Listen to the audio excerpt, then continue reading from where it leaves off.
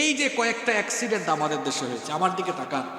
আমার আব্বাজানরা, চাচারা, বাবারা বলেন তো, গত 30, 40, 50 বছরে ঈদের সময় এত মানুষ মারা যাওয়ার রেকর্ড কি ইতিপূর্বে হয়েছে? বলেন আপনারা, হয়েছে?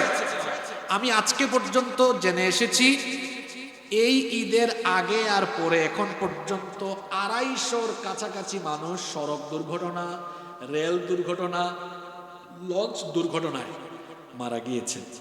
আল্লাহ, কতজন মানুষ চিন্তা করেছেন? 250-র মতো মানুষ। এই যে সদরঘাটের না কোথায় একটা লঞ্চের অ্যাক্সিডেন্ট হয়েছে, দেখছেন একটা ছেলেকে পিষে ফেলেছে, তারা হুড়া করতে গিয়ে আর বাড়ি যেতে পারে না, লাশ দিয়েছে। দৌলতদিয়ার ঘটনা। এই যে এত অ্যাক্সিডেন্ট হচ্ছে, এখানে 3 শ্রেণী দায়ী। কথা শোনেন, কয় শ্রেণী দায়ী? এক নম্বরে সরকার দায়ী, 2 নম্বরে গাড়ি যারা চালায় বা যে কোম্পানি ব্যবস্থাপনা করে এরাও দায়ী, 3 জনগণও দায়ী। কয় শ্রেণীর দায় আছে? নিচ থেকে আসি, প্রথমে জনগণ। জনগণের দায় কি? তাদেরও দোষ আছে। এই দক্ষিণবঙ্গ থেকে কিছু মানুষ দক্ষিণবঙ্গের জেলাগুলো থেকে ঢাকায়, চট্টগ্রাম বা অন্যান্য জেলায় যায়, বাসে উঠার পরে বলে, এই ড্রাইভার, তুই কি রিক্সা চালাস রে? আর জোরে টানতে পারস না? বলে কি বলে না? বলে। সময়ের চেয়ে জীবনের মূল্য কম না বেশি? ড্রাইভার এমনিতেই শোনেন, নন এসি যে বাসগুলো আসে, ড্রাইভার সামনে বসে না, ওইখানে বসে দেখেন সবসময় গাড়ি এমনি এনে এরকম এরকম করে দেখবেন। ট্রাকের ড্রাইভারদের মেজাজ সবসময় খিটখিটে থাকে, কারণ সে থাকে কিসের উপরে? চাকার উপরে, ওইদিকে ইঞ্জিনের আওয়াজ, আর সবসময় এরকম এরকম এরকম করে। তা কেউ কিছু বললে তার মেজাজ ঠিকঠাক থাকে না। দেখবেন ট্রাকের ড্রাইভার 100 জনের মধ্যে 98 জনের মেজাজ হট। একমত না দ্বিমত? একইভাবে বাসের ড্রাইভারদের মাথাও হিট থাকে, বিশেষ করে যারা নন এসি বাসের ড্রাইভার। পিছন থেকে বারবার বলে, হেই বেটা ড্রাইভার, কি গাড়ি চালাস? সে আর কি করবে, শুনতে শুনতে শুনতে শুনতে এক পর্যায়ে বলে, রাখ, গাড়ি কেমনে চালাতে শিখাই দিয়েছি, মজা, ডাইনে কাইত বামে কাইত। এরকম হয় কি হয় না? কত অ্যাক্সিডেন্ট হয়ে যাচ্ছে। এই যে দেখেন দৌলতদিয়ার ফেরিঘাটে যে অ্যাক্সিডেন্ট হয়েছে, আমি এখনো জানি না কেন হয়েছে, তবে আমি ধারণা করছি এই 3 কারণের কোনো একটা হবে। এক, সম্ভবত এই রুটে এই গাড়িতে যে ড্রাইভার দিয়েছে এ হয়তো ফেরির ড্রাইভার না, অর্থাৎ মনে করেন এই বাসটা যে চালায় ওই দিন সে বা তার পরিবারের কেউ অসুস্থ, তা অন্য রুটের ড্রাইভার এনে এখানে দিয়ে দিয়েছে। কারণ আমি নিজে পদ্মা সেতু হওয়ার আগে দৌলতদিয়া ফেরিঘাট দিয়ে আমি আপনাদের এই এলাকায় আসতেছি গত 10 বছর ধরে। আমি দেখেছি ফেরি মানে ওইখানে ড্রাইভাররা খুব সুন্দর করে গাড়ি উঠায় এবং নামায়, এক্সপার্ট।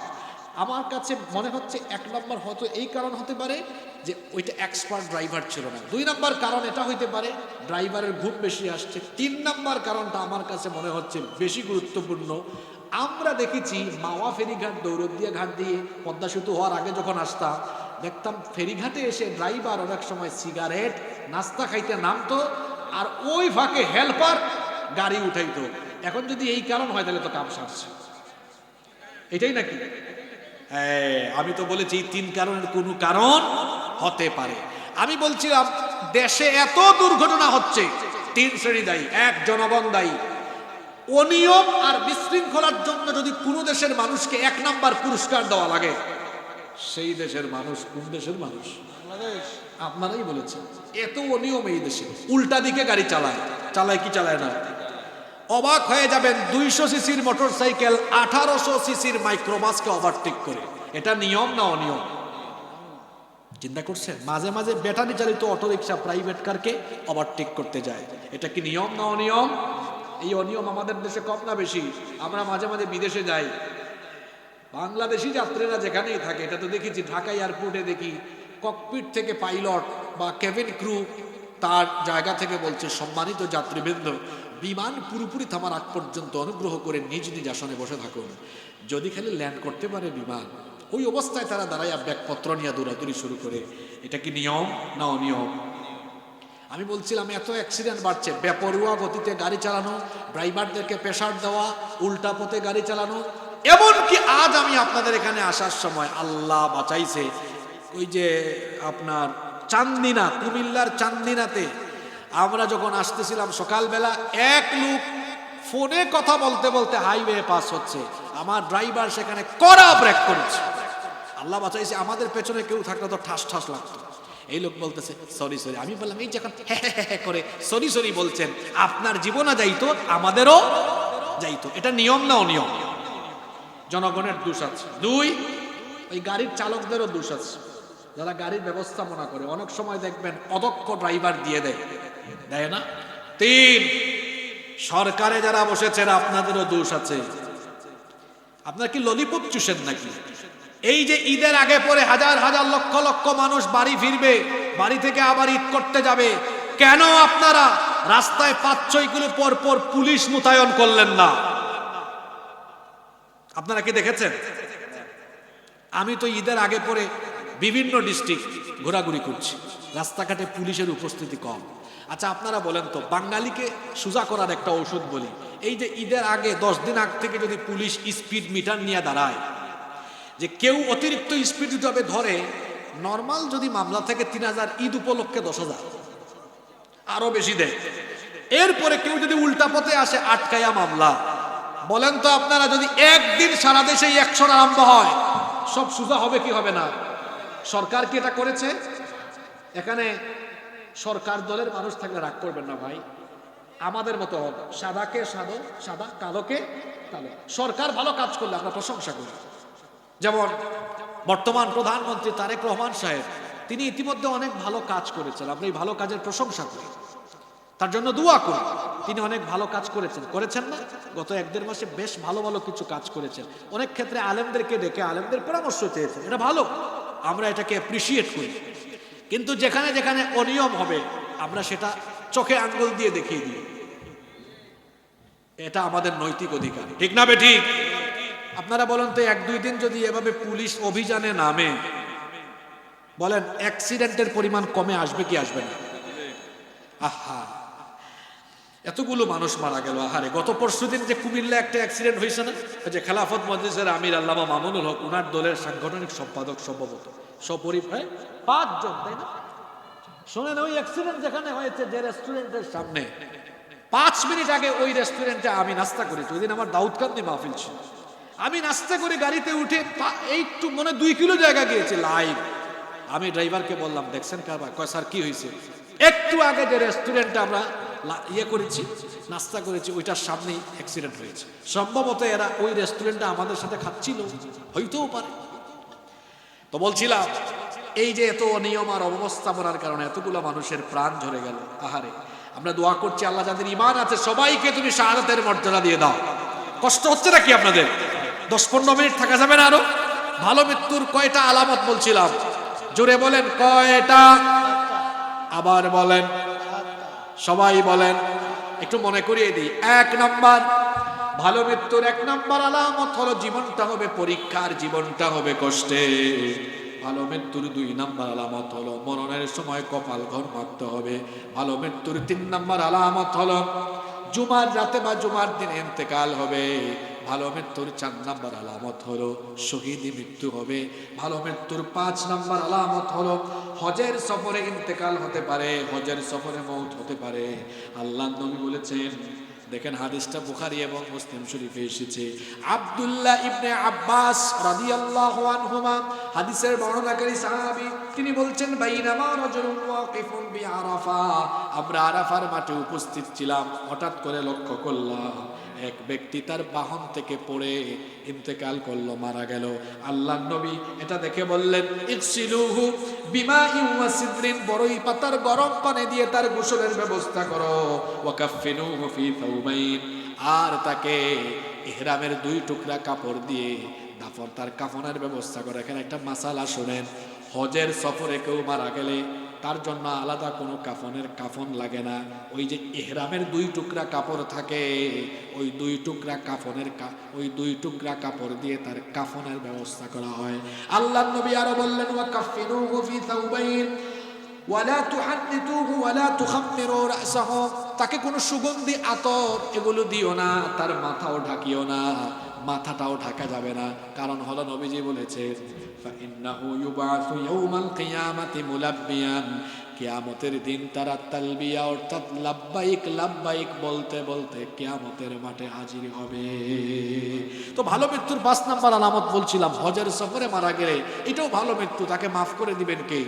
এই হাদিস শুনে 26 সালে হজে গিয়ে আবার কেউ ভাবিয়েন না ওয়াজ শুনছিলাম হারিয়া দেয়ারা স্কুল মাঠে হুজুর বলছিল হজে আসলে মরলে জান্নাত পাওয়া যাবে, হোটেলের 10 তলা উপরে উঠে মারছে লাভ, একদম জান্নাত।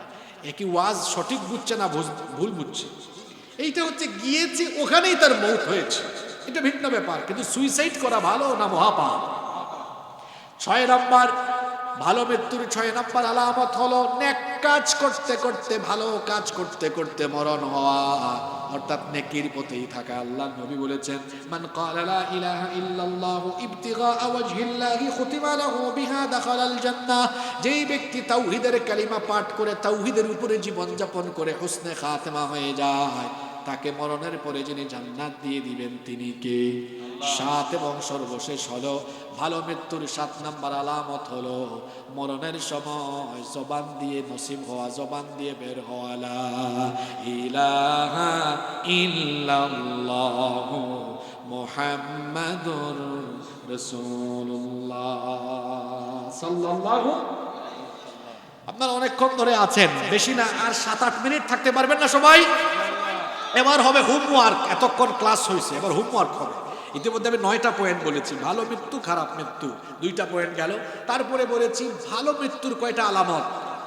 এবার আমরা 6টা পয়েন্ট বলে মোনাজাতে যাব। এই 6টা কাজ দিয়ে যাচ্ছি আপনাদেরকে, মা বোনরাও শুনবেন, খুব সংক্ষেপে বলবো, মনোযোগ দিয়ে শোনেন।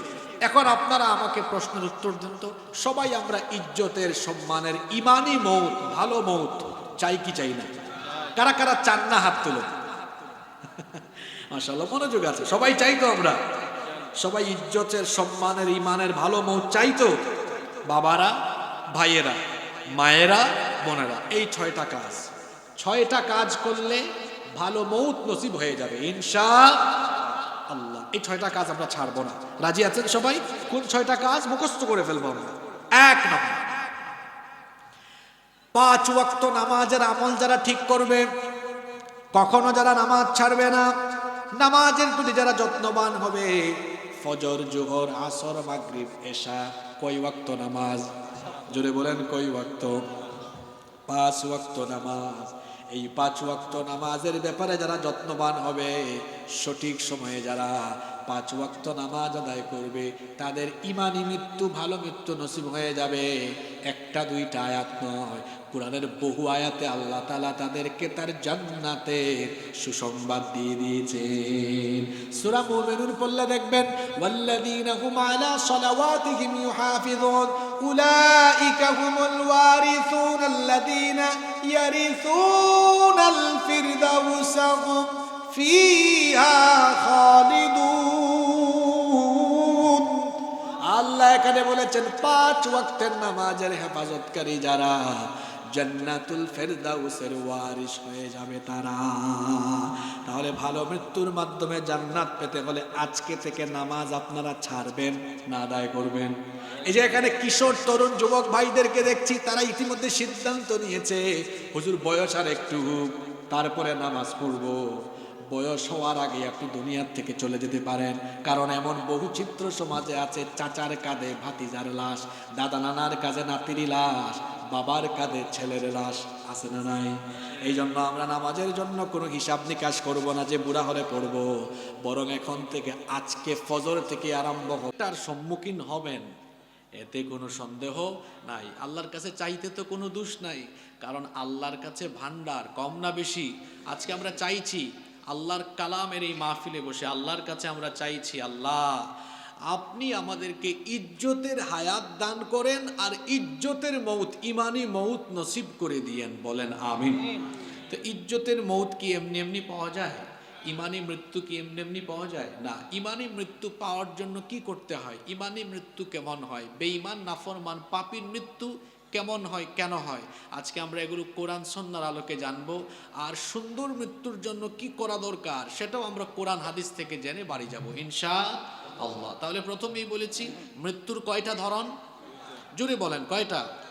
1, খারাপ, ভয়াবহ, সাংঘাতিক, খুবই কষ্টের, খুবই আযাবের, খুবই মারাত্মক। এটা কিরকম হয়, কাদের জন্য হয়?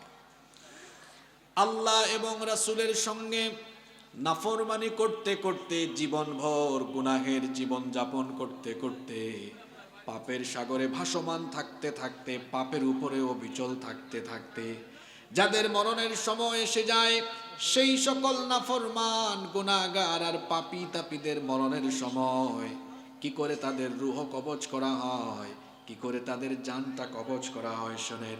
ইবনে মাজাহ শরীফে হাদিস এসেছে, আল্লাহর নবী বলেছেন, ফাইদা কানার রাজুলুস সু, যখন কোনো পাপী তাপী নাফরমানের মরণের সময় এসে যায়, ফেরেশতা এসে তাকে বলে, অ্যাপ্রোচটা কেমন হয় শোনেন। ক্বালা খুরুজি আইয়াতুহান নাফসুল খাবিথা কানাত ফিল জাসাদিল খাবিথ, হে অপবিত্র আত্মা, যা অপবিত্র দেহের ভেতরে, অপবিত্র শরীরের ভেতরে ছিলে, উখরুজি যামিমাতাও ওয়া আবশিরি বিহামিমিন ওয়া গাসসাক।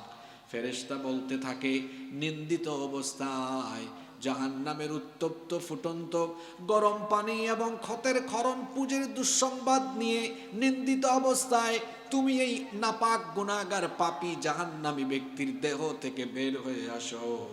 এই রকম করে তার রূহ কবজের প্রক্রিয়াটা শুরু হয়ে যায়। একজন পাপী গুনাহগার ব্যক্তির মরণের সময় যখন আসে, কি করে তার মরণ হয়? এই মাহফিলে উপস্থিত হয়েছেন এখানে যারা আছেন, এদের মধ্যে অনেক মানুষ এশার নামাজটা কাজা করে তারপরে মাহফিলে বসেছেন। কি করে নামাজটা কাজা করে মাহফিলে বসলেন? অনেক যুবককে দেখতে পাচ্ছি মাহফিলে, যারা কিনা আজকেও দিনের বেলা গুগল শরীফে, ইউটিউব শরীফে আজে বাজে ভিডিও দেখেছে। এই যে পাপ করে ফেললেন, গুনাহ করে ফেললেন, কখনো কি মাথায় আসে না, কখনো কি আপনার কলিজায় ভয়টা লাগে না যে আমি যদি আজকের রাতেই মারা যাই, ফজরের আগে বা সকালেই যদি দাফন হয়ে যাই, তাহলে কিভাবে আমি আল্লাহর কাছে যাব? মরণটা কেমনই বা হতে পারে? এই ভয়টা কি আপনার কলিজায় লাগে না? দিলের মধ্যে কি লাগে না? কি করে পাপ করেন, কেমনে গুনাহ করেন, পাপ আর গুনাহরত অবস্থায় যদি কারো কাছে মালাকুল মউত আসে, মৃত্যুর সময় চলে আসে, তাহলে সেই মরণটা কেমন হতে পারে শোনেন। আল্লাহর নবী বলেছেন, ইমাম আহমদ বিন হাম্বল রাহিমাহুল্লাহ তার মুসনাদের ভেতরেই হাদিস এনেছেন। আল্লাহর নবী বলেছেন, ইন্নাল আবদাল কাফিরা ইদা কানা ফি ইনকিতাইম মিনাদ দুনিয়া ওয়া ইকবালিম মিনাল আখিরাহ। আল্লাহর নবী বলেছেন, যখন কোনো কাফির নাফরমান পাপী তাপীর মরণের সময় চলে আসে, দুনিয়া থেকে চলে যাওয়ার আর আখিরাতের উদ্দেশ্যে পাড়ি দেওয়ার সময় যখন চলে আসে, নাযালা ইলাইহি মিনাস সামাই মালাইকাতুন সুদুল ওয়ুজুহ। ওই গুনাহগার লোকটার মৃত্যুর সময় আসমান থেকে, অর্থাৎ জাহান্নাম থেকে উদ্ভট কুৎসিত কালো চেহারার কিছু ফেরেশতারা আগমন করে, মাহুমুল মুসুহ, তাদের সাথে জাহান্নামের মোটা দুর্গন্ধযুক্ত কাফনের কাপড় তারা নিয়ে আসে। ফায়াজলিসুনা মিনহু মাদ্দাল বাসার, তারা এসে ওই মৃত্যু পথযাত্রী গুনাহগার পাপী লোকটার দৃষ্টি সীমানার সামনে বসে যায়। সুম্মা ইয়াজিউ মালাকুল মাউত, অতঃপর মালাকুল মাউত আসেন। আসার পরে হাত্তা ইয়াজলিসা ইনদা রাসি, তার মাথার নিকটে বসেন। এরপরে মালাকুল মউত ওই পাপী, ওই গুনাহগার লোকটাকে অ্যাপ্রোচ করেন, সম্বোধন করে বলেন, ইয়া আইয়াতুহান নাফসুল খাবিথা, হে অপবিত্র আত্মা, উখরুজি ইলা সাখাতিম মিনাল্লাহি ওয়া গাদাব, তুমি আল্লাহর অসন্তুষ্টি আর গজবের উদ্দেশ্যে বের হয়ে আসো। এই কথা বলা মাত্রই ওই পাপী লোকটার অবস্থা এমন হয়ে যায়, আল্লাহর নবী বলেছেন, ফাতাফাররাকা ফি জাসাদি, তার গোটা শরীরটা চূর্ণ বিচূর্ণ হয়ে যাওয়ার উপক্রম হয়ে যায়। এতটা কষ্ট তখন তাকে দেওয়া হয়, এতটা কষ্ট আর যন্ত্রণা সে অনুভব করে। আল্লাহর নবী বলেছেন, ফায়ান্তাজিউহা কামা ইউনতাজাউস সুফুদু মিনাস সুফিল মাবলুল, ভেজা পশম থেকে বাঁকা কাটা বিশিষ্ট লোহাকে টেনে হিচড়ে বের করলে যতটা না কষ্ট হয়, ওই পাপী লোকটা মরণের সময় তার চেয়ে আরো বেশি কষ্ট অনুভব করে। শাদ্দাদ বিন আউস রাদিয়াল্লাহু আনহু বলেছেন, একজন পাপী, একজন গুনাহগার মরণের সময় এত কষ্ট, এত যন্ত্রণা অনুভব করে, কোনো একজন জীবিত মানুষকে ধরে যদি তরবারি দিয়ে 1000 টুকরা করা হয়, সে আর কি এমন কষ্ট পাবে? একজন পাপী গুনাহগার জাহান্নামী ব্যক্তি মরণের সময় তার চেয়ে আরো ভয়াবহ কষ্ট পাবে। কি করে গুনাহ করি আমরা, কি করে পাপ করি, কেমনে নামাজ ছাড়ি, কেমনে অন্যায় করি, কি করে মানুষের হক নষ্ট করি, কি করে আমরা হারাম পথে উপার্জন করি। মরণের কি চিন্তা নাই, আখিরাতের কি ভয় নাই? শুনেন, অন্য রিওয়ায়াতে এসেছে, যখন কোনো পাপীর মরণের সময় আসে তার এতটা কষ্ট হয়, এতটা কষ্ট তার হয়, একজন জীবন্ত মানুষকে বড় একটা পাতিলের মধ্যে তেল গরম করে সেখানে ফেলে দিলে সে যতটা না কষ্ট পাবে, একজন পাপী, একজন গুনাহগার মরণের সময় এর চাইতে আরো বেশি কষ্ট অনুভব করবে। এই রকম করে কষ্ট দিয়ে দিয়ে তার শরীর থেকে রূহ কবজের প্রক্রিয়া যখন আরম্ভ হবে, জাহান্নাম থেকে আগত ফেরেশতারা তার চেহারায়, তার পাজরে, তার পিঠে, শরীরের বিভিন্ন জায়গায় এমন ভাবে আঘাত করতে থাকবে। এখনো যারা অমনোযোগী এরা বুঝতেছে না, ফেরেশতার শরীরের শক্তি আর জিকর গাছার মানুষের শরীরের শক্তি কি একরকম নাকি? জিকর গাছার শক্তিশালী কমপক্ষে কয়েকশো যুবকের যে শক্তি, ওই রকম একজন ফেরেশতার শক্তি তার চাইতে আরো কম না বেশি? এই ফেরেশতারা গোটা শরীরের বিভিন্ন জায়গায় আঘাত করে করে করে করে শরীর থেকে রূহটা বের করবে। আমি বানিয়ে বলছি না, শোনেন, কোরআনে কারীমের 8 নম্বর সূরা সূরাতুল আনফালের 50 নম্বর আয়াতে রব্বুল আলামিন বলছেন, ওয়ালাউ তারা ইয ইয়াতাওয়াফাল্লাযীনা কাফারুল মালাইকাতু ইয়াদরিবুনা wujuhahum ওয়া আদবারহুম وذوقوا عذاب الحريق। আল্লাহ তাআলা বলছেন, ও নবী, আপনি যদি সেই সকল নাফরমানদের মরণের অবস্থা দেখতেন, ফেরেশতারা তাদের চেহারা, তাদের পার্শ্ব দেশে আঘাত করে করে তাদেরকে কষ্ট দিয়ে দিয়ে জানটা বের করে রূহটা কবজ করে, ফেরেশতারা এক সময় তাকে আঘাত করতে করতে ফেরেশতারা বিরক্ত হয়ে ওই পাপী লোকটাকে তখন আরো বলতে থাকে। কোরআনে কারীমের 6 নম্বর সূরা সূরাতুল আনআমের 93 নম্বর আয়াতে আল্লাহ বলছেন, ওয়ালাউ তারা ইযিয যালিমুনা ফি গামারাতিল মাউতি ওয়াল মালাইকাতু বাসিতু আইদিহিম আখরিজু আনফুসাকুমুল ইয়াওমা তুজজাউনা আযাবাল হুনি বিমা কুনতুম তাকুলুনা আলাল্লাহি গায়রাল হাক্কি ওয়া কুনতুম আন আয়াতিহি তাস্তাকবিরুন। আল্লাহ তাআলা বলছেন, ও নবী, আপনি যদি এই সকল জালিম নাফরমানদের মরণের অবস্থা দেখতেন, ফেরেশতারা এদেরকে একটা পর্যায়ে কষ্ট দিয়ে দিয়ে রূহ কবজের প্রক্রিয়ায় বিরক্ত হয়ে বলে, আখরিজু আনফুসাকুমুল ইয়াউম, হে পাপী, হে নাফরমান, তুই তোর নিজের জানাজ নিজেই বের করে দে। যখন তাকে অত্যধিক পরিমাণে কষ্ট দেওয়া হয়, অত্যধিক পরিমাণে আযাব দেওয়া হয়, তখন এই নাফরমান লোকটা ফেরেশতাকে বলতে থাকে, কি বলে সেটাও শুনেন। কোরআনে কারীমের 16 নম্বর সূরা সূরাতুন নাহলের 28 নম্বর আয়াত এটা, আল্লাযীনা তাতাওয়াফাহুমুল মালাইকাতু যালিমি أنفسهم فألقوا السلم ما كنا نعمل من سوء بلى إن الله عليم بما كنتم تعملون। যখন ফেরেশতারা এদেরকে আযাব আর কষ্ট দিয়ে দিয়ে শরীর থেকে রূহ কবজ করা আরম্ভ করে, একটা পর্যায়ে নাফরমান এই পাপী লোকেরা তখন ফেরেশতাদেরকে বলতে থাকে, মা কুন্না না'মালু মিন সু, কেন আমাকে এত কষ্ট দিচ্ছ? আমি তো কোনো অন্যায় করিনি, অপরাধ করিনি, গুনাহ বা পাপ করিনি। তখন ফেরেশতা তাকে জবাব দিবে, কে বলেছে তুমি অন্যায়, অপরাধ, গুনাহ বা পাপ করনি? বালা ইন্নাল্লাহা আলিমুম বিমা কুনতুম তা'মালুন, বরং তুমি যা যা করেছো তোমার সকল আমল সম্পর্কে যিনি জানেন গলার আওয়াজ বড় করে বলেন তিনি কে? তাকে এরকম করে কষ্ট দিয়ে দিয়ে রূহ যখন বের করা হবে, টেনে হিচড়ে তার রূহটাকে বের করা হবে। এক হাদিসে এসেছে, আল্লাহর নবী বলেছেন, যদি কারো গলার ভেতর দিয়ে কোনো বাঁকা কাটা বিশিষ্ট এরকম কাটাযুক্ত গাছ ঢুকিয়ে তারপরে তার পেটের ভেতরে হাত ঢুকায় দিয়ে তার পেটের ভেতর থেকে এটা বের করা হয়, সে আর কি এমন কষ্ট পাবে? একজন নাফরমান বা পাপী মরণের সময় তার চেয়ে আরও বেশি কষ্ট অনুভব করবে।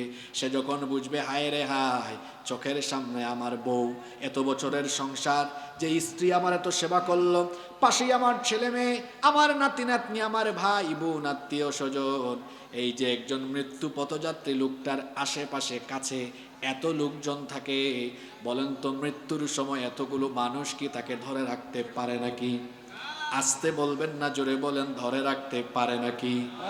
ধরে রাখতে পারে না। অসহায়ের মতো মানুষ চলে যায়। আমার কুলে আমার বাবা ইন্তেকাল করেছেন, আমার বাবা যখন চলে যাচ্ছিলেন আমি নিজেই দেখেছি, হায় রে হায়, সবগুলো ভাই আমরা বাবার চারপাশে আমরা বসেছিলাম, আমার নিজের কোলের মধ্যে আমার বাবার মাথা ছিল, আমার বাবা আমার কুলে মাথা রেখেই দুনিয়ার থেকে চলে গিয়েছেন। এই দৃশ্য তো শুধু বাবার ক্ষেত্রে নয়, আমার অনেক আত্মীয় স্বজনের ক্ষেত্রে, অনেক মানুষ আমার চোখের সামনে মারা গিয়েছে, অসহায় চিত্র দেখেছি, চোখগুলো বড় বড় করে দিয়েছে, মুখ দিয়ে ফেনা বের হয়েছে, কি অসহায়ের মতো মৃত্যুর সময় মানুষ হয়ে যায়। চারপাশে তো মানুষ থাকে, কোনো মানুষ তখন আর তাকে ধরে রাখতে পারে না। সে তখন বুঝে ফেলে এটা আজকে আমার রবের কাছে চলে যাওয়ার দিন। কোরআনে কারীমের ৭৫ নম্বর সূরা সূরাতুল কিয়ামা এর ২৬ নম্বর আয়াত থেকে এই চিত্রগুলো আল্লাহ এভাবে তুলে ধরলেন। আল্লাহ তাআলা বলছেন, কাল্লা ইযা বালাগাতিত তারাকিয়া ওয়া কিলা মান রাকিন ওয়া যান্না আন্নাহুল ফিরাক। কাল্লা, কখনো নয়, ইযা বালাগাতিত তারাকি, যখন প্রাণ একেবারে গোড়া পর্যন্ত চলে আসে তখন তাকে বলা হয়, ওয়াকিলা মান রাক, কে আছে তোমাকে আজ ঝাড় ফুঁক দিয়ে বাঁচাবে বা রক্ষা করবে? কত নেতা আপনার কত হেল্প করে, মরার সময় কোনো নেতা কোনো মানুষ আপনার আশেপাশেও থাকবে না, কেউ আপনাকে বাঁচাতে পারবে না। সে বুঝে ফেলবে, আহারে আজ আমার বিদায়ের দিন, সে বুঝে ফেলবে, ওয়া যান্না আন্নাহুল ফিরাক, আজ আমার বিদায়ের দিন।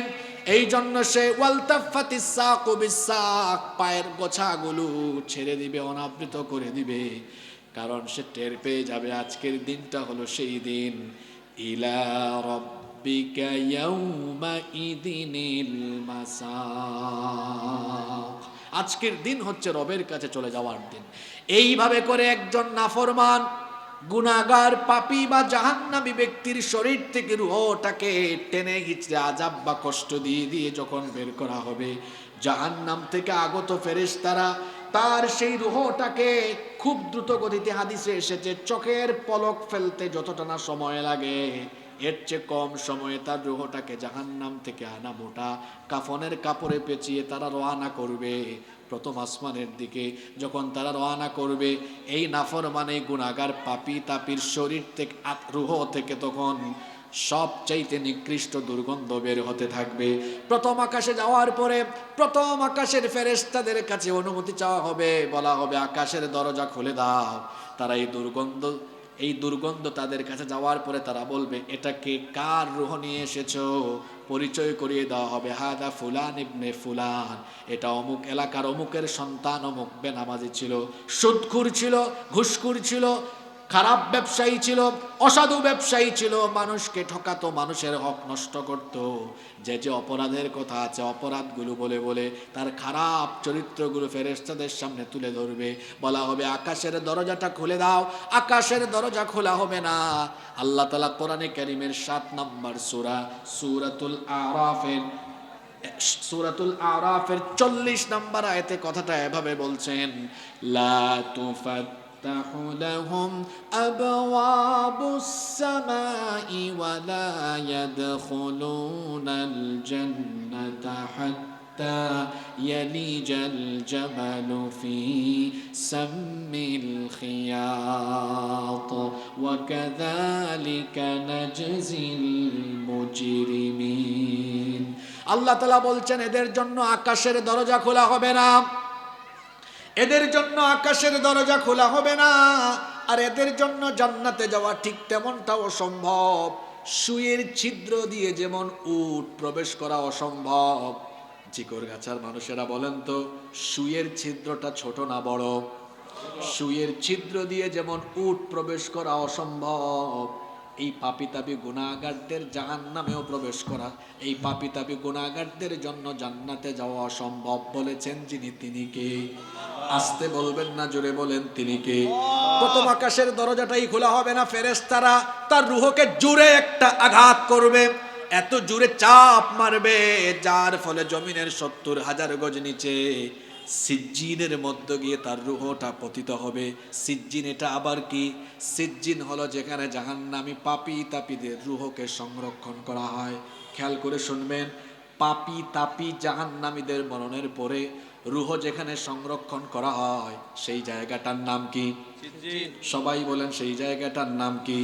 এতক্ষণ যাদের মরণের কথা বললাম, এই মরণ কি আমরা চাই নাকি? মাবুদ গো, এই মরণ থেকে আমাদের সবাইকে তুমি হেফাজত করো, বলেন আমিন।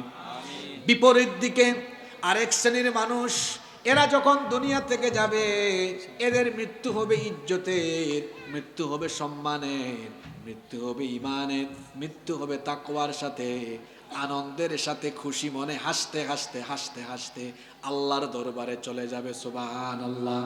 আল্লাহ এমন মৌত আমাদেরকে নসিব করে দিয়েন, বলেন আমিন। কষ্ট হচ্ছে আপনাদের? আমি যত আগাচ্ছি তত বেশি আলোচনার গভীরে আমরা ঢুকছি। খুব মনোযোগী থাকবেন আপনারা, অমনোযোগী হয়েন না। একটু পরে আপনারা নিজেরাই টের পাবেন যে কত তথ্য উপাত্ত আপনারা এখান থেকে পাবেন। কষ্ট হচ্ছে না তো আপনাদের? আমরা ভালো মৃত্যু চাই, কিন্তু ভালো মৃত্যু আল্লাহ সবাইকে দিবেন না। ভালো মৃত্যু কোন ব্যক্তি পাবে শোনেন, সুন্দর মৌত কাদের হয়? তিরমিজি শরীফের বর্ণনায় হাদিস এসেছে, আল্লাহ নবী বলেছেন, ইদা আরাদাল্লাহু বিআবদিন খায়রান ইস্তামালা, আল্লাহ যেই ব্যক্তির ভালাই চান, যেই ব্যক্তির মঙ্গল চান, আল্লাহ যার কল্যাণ চান, আল্লাহ তাকে কল্যাণের যোগ্য বানিয়ে তুলেন। এই কথাটা যখন রসুল বললেন, সাহাবায়ে কেরাম এটা বুঝতে পারলেন না। তারা তখন আল্লাহর রসুলকে জিজ্ঞেস করলেন, কাইফা ইস্তামিলুহু ইয়া রাসূলুল্লাহ? আমরা বলি সাল্লাল্লাহু আলাইহি ওয়াসাল্লাম, ওগো আল্লাহর রসুল, কি করে আল্লাহ কোনো মানুষকে কল্যাণের যোগ্য বানান? আল্লাহর নবী জবাব দিলেন, ইউওয়াফিকুহু লিআমালিন সালিহিন ক্বাবলাল মাউত। আল্লাহ যার ভালো চান, আল্লাহ যার কল্যাণ চান, আল্লাহ দয়া করে ওই লোকটাকে মৃত্যুর আগ পর্যন্ত ভালো কাজ, নেক কাজ করার তৌফিক দিয়ে দেন। সুবহানাল্লাহ। তাহলে আল্লাহ যার ভালো চান, ভালো মৃত্যু চান, ভালো চান, কল্যাণ চান, কিয়ামত একেবারে মৌতের আগ পর্যন্ত ভালো কাজ করার তৌফিক তাকে দান করেন কে? আল্লাহ। জোরে বলেন কে? আমি মাহফিলে আসার সময় দেখেছি কত মানুষ রাস্তাঘাটে খেলাধুলা করছে, আড্ডা দিচ্ছে, কেউ কেউ আছে এখন বিভিন্ন তামাশায় লিপ্ত। আমি আজকে চট্টগ্রাম থেকে এসেছি, মাঝখানে ঢাকা এসে ভাবছি আসতে পারবো কিনা জানি না। যে বেপরুয়াভাবে মানুষ এখন চলাফেরা করছে, গাড়ি চালাচ্ছে, আর যে জ্যাম, আমি 6:30 বাজেও ঢাকায় কিভাবে আসছি এতটুকু আল্লাহ আলাম। এদিকে রাস্তা ফ্রি পাওয়ায় অনেক টেনে টেনে আসছি। তো দেখেন, আল্লাহ যদি আমাকে তৌফিক না দিতেন আমি আসতে পারতাম? আপনাদেরকে যদি আল্লাহ তৌফিক না দিতেন আপনারা আসতে পারতেন? কত মানুষ মাহফিলের কাছে ঘুরঘুর ঘুরঘুর করছে, এই পিছনেও আমার চেয়ে বড় বড় বক্তারা কথা বলতেছে। এদের সৌভাগ্য হয় নাই আল্লাহর কালাম শোনার। আল্লাহ তাকে কবুল করেন নাই, আল্লাহ তাকে পছন্দ করেন নাই। আপনাকে আল্লাহ পছন্দ করেছেন, আল্লাহ আপনাকে ভালোবাসেন, আল্লাহ আপনাকে পছন্দ করেন বলে আল্লাহ তার কোরআনের মজলিসে আপনাকে বসিয়েছেন।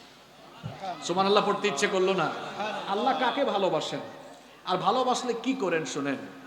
মনে করেন আমার এই ভাইজানের ছেলে এখানে আগুনের দিকে চলে যাচ্ছে, আগুন লাগানো, আমার ভাই কি এখানে বসে থাকবেন?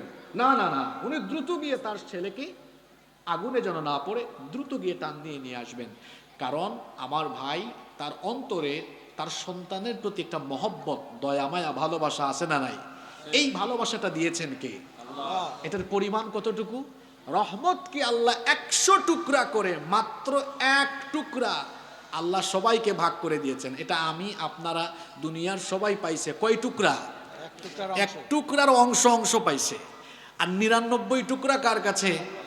তো আমার ভাই 1 টুকরার সামান্য কিছু অংশ পাইয়া তিনি যদি তার সন্তানকে আগুনে ফেলে না দেন, আগুন থেকে টেনে আনেন, তো আমার ভাইয়ের থেকে তো আল্লাহর দয়া আরো 99 গুণ বেশি। সেই আল্লাহ যদি কাউকে ভালোবাসা আরম্ভ করেন, এই লোকটা যখন খারাপ দিকে চলে যায় আল্লাহ তখন নিজে টেনে এনে তাকে নেকির পথে অগ্রসর করে দেয়।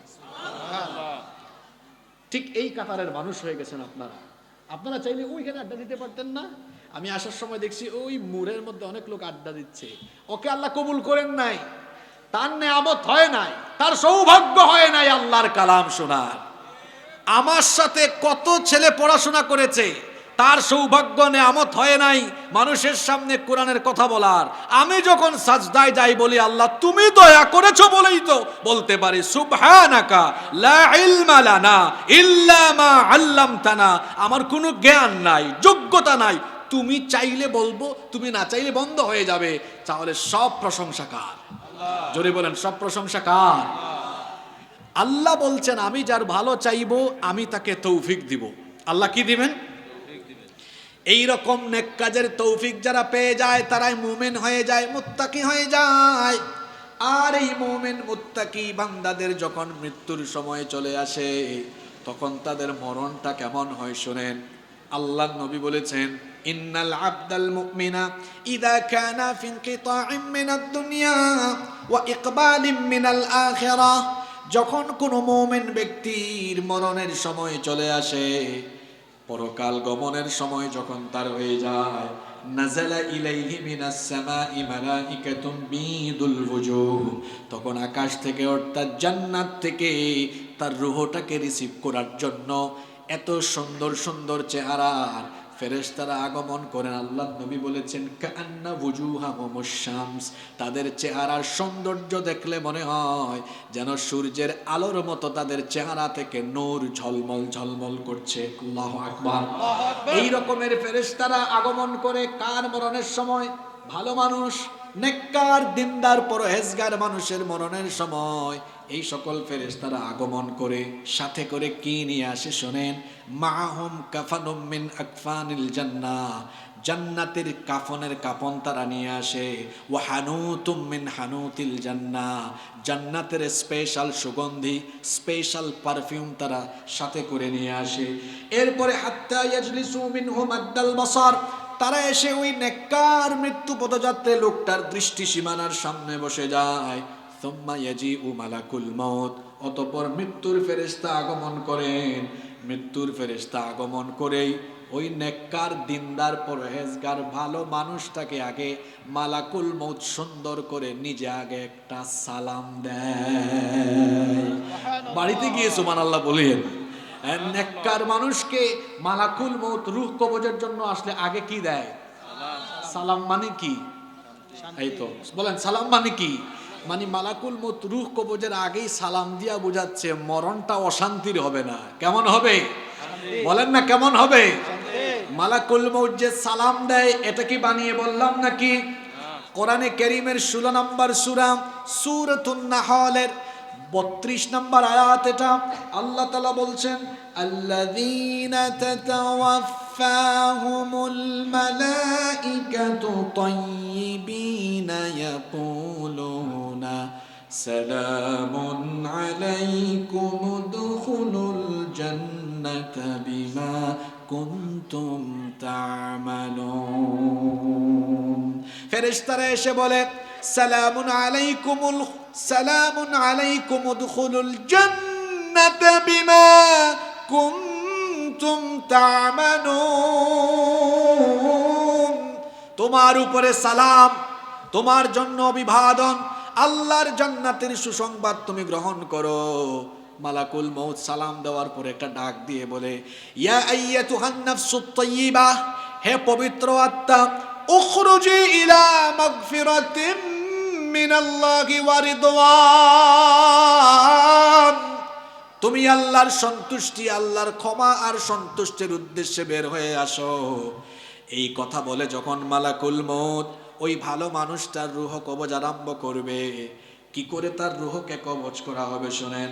আল্লাহর নবী বলেছেন তার রূহটাকে এত সহজ করে কবজ করা হবে, ফাতাখরুজু তাসিলু কামা তাসিলুল কাতরাতু মিন ফিস সিকা, পানির পাত্র থেকে পানি ঢাললে যেমন পানি খুব সহজেই বের হয়ে যায়, এই নেককার দিনদার ভালো মানুষটা তার শরীর থেকে যখন রূহ বের করা হবে তেমনি সহজ করে রূহটাকে কবজ করে ফেলা হবে। এটা একটা উপমা আমি আপনাদেরকে দেই। 1-1.5 বছরের ছোট্ট বাচ্চা, তার কোনো ভাষা নাই, সে কোনো কথা বলতে পারে না, তার ভাষা হলো শুধু কান্না। তার ক্ষুধা লাগলেও কাঁদে, যখন ঠান্ডার দিনে গা থেকে কাঁথা সরে যায় তখনও তার ভাষা হলো কান্না, ক্ষুধা লাগলেও তার ভাষা হলো কান্না। কান্না ছাড়া কোনো ভাষা নাই। একটা ছোট্ট বাচ্চা, তার ক্ষুধা লাগলে সে যেমন চিৎকার করে কান্না দেয়, তার মা যেখানেই থাকুক না কেন কান্না শুনলেই অন্তরে কলিজায় একটা মায়া অনুভূত হয়।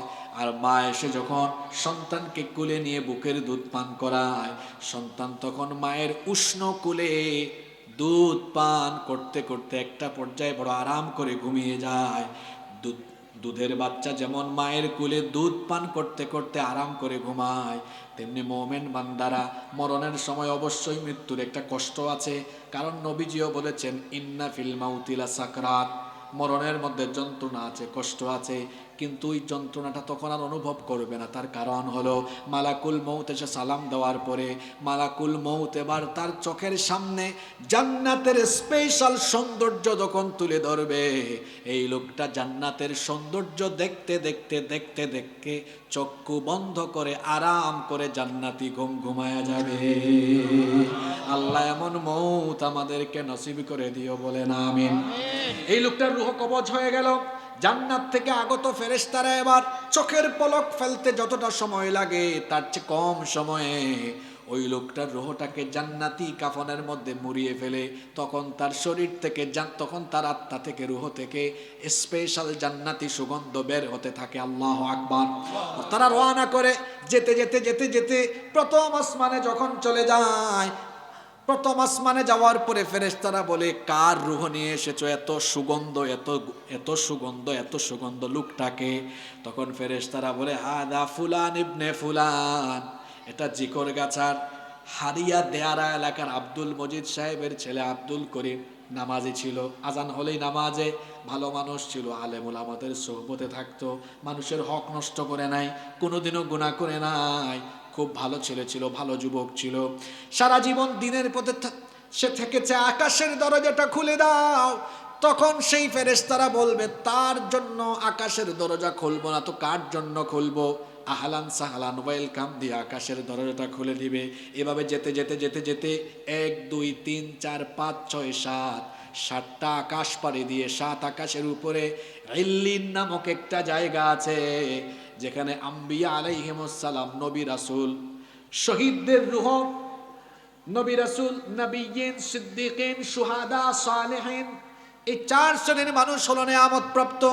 নবিয়্যিন, সিদ্দিকিন, শুহাদা, সালেহিন।